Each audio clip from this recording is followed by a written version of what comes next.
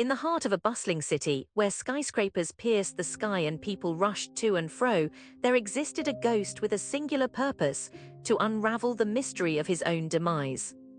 He wandered the streets, his ethereal form fluttering in the wind, as he searched for clues that would lead him to the truth. The ghost's name was Echo, and he had no recollection of how he ended up on this earth or how he met his untimely fate. All he knew was that he was dead, and the pain of his own mortality was a constant companion. As he drifted through the city, he noticed strange occurrences. People would glance at him with fear, others would stare with curiosity, while some would simply ignore him. One day, as Echo was strolling through a quiet alleyway, he stumbled upon a small, leather-bound book. The cover was old and worn, but the pages within held secrets that only the dead could understand. The book belonged to a mysterious figure known only as the Keeper, who had left behind a series of cryptic clues that hinted at Echo's murder. With newfound determination, Echo set out to follow the trail, scouring every corner of the city for any mention of his name or the identity of those involved in his death. He spoke to old acquaintances who seemed reluctant to share information. He visited places where he had spent time with others, hoping to jog his memory, and he even attempted to communicate with other spirits, but none could provide him with the answers he sought. As Echo navigated this eerie landscape, he encountered a cast of characters who claimed to have known him in life. There was Mistress Blackwood, a reclusive artist who had once been fascinated by Echo's enigmatic nature. There was Dr. Lee, a brilliant investigator who had spent years studying the supernatural. And there was even a young couple, Alex and Maddie, who claimed to have seen Echo on one fateful night, his life slipping away from him.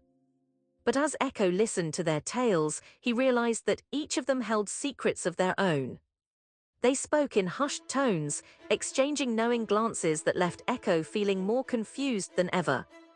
It was as if they were hiding something, or perhaps they were all part of a larger web of deception.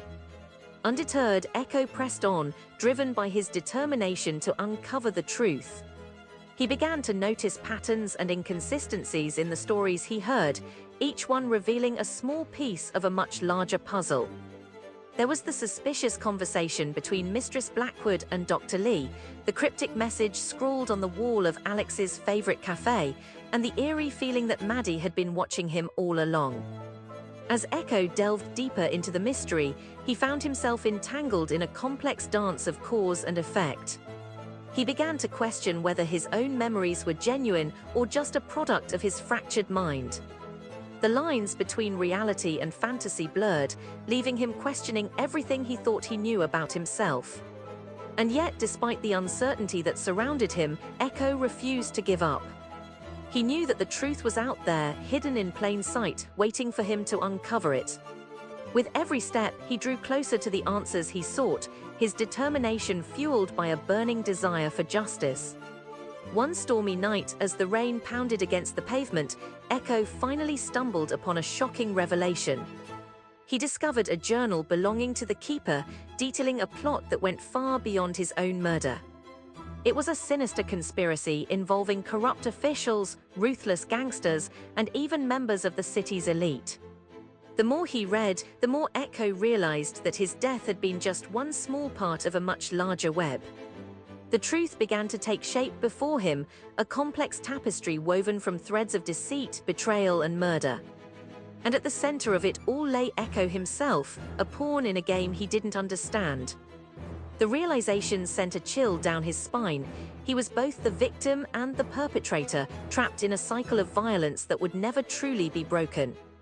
In the end, Echo's quest for justice led him to confront the masterminds behind his murder, a group of individuals who had manipulated him from beyond the grave. With the Keeper's journal as proof, they were finally brought to account for their crimes. As Echo watched them face justice, he felt a sense of closure wash over him. It was as if the weight of his own mortality had finally been lifted. And so, with the truth revealed and those responsible held accountable, Echo began to fade away, his spirit slowly dissolving into the ether. He knew that he would never be forgotten, for in death he had found a new kind of life, one filled with purpose and meaning. As he vanished into the night, the city seemed to take on a new hue. It was as if the very fabric of reality had been woven from threads of justice, hope, and redemption. The mystery of Echo's murder would never be fully solved, but for him, that was not the point. He had found his way through the darkness into the light. And in doing so, he had become more than just a ghost. He had become a beacon of hope, shining brightly in a world where death and justice entwined like the branches of a tree.